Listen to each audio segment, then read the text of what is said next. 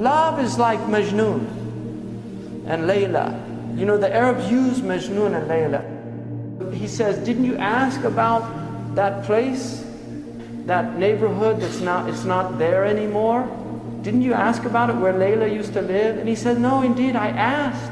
But how do dead stones give me answers? You know, where did everybody go? And then he says, I go by these stones, you know, the dwelling places, and I kiss this wall and I kiss that wall. And then he says, it's not love of the walls that have enraptured my heart, but love of the one who used to live in these walls. That's why we go and visit these places. It's not the places.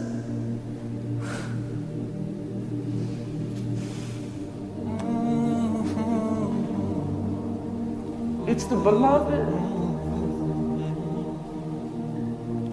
He was there. That's why we go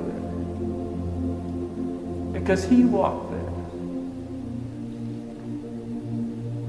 One of the poets, he said, you know, they saw Majnun and he was taking care of this dog, giving it food and patting it.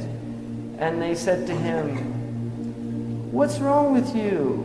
Why are you treating that dog like that?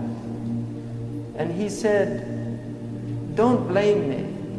You know, leave your blame. Because my eye saw this dog once in the vicinity of Layla. Just the dog was near Layla, and so he has an affection towards the dog. And that's real love. That's not imagination. That's real love. A lot of modern people don't even know what love is.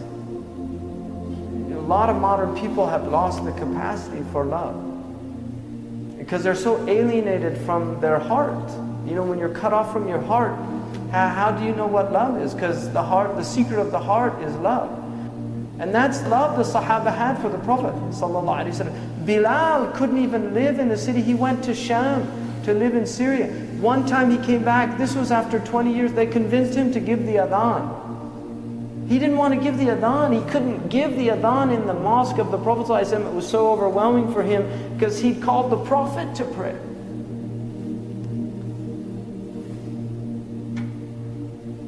So he gave the adhan and people came flooding out of their houses in tears, thinking the Prophet ﷺ was going to come and lead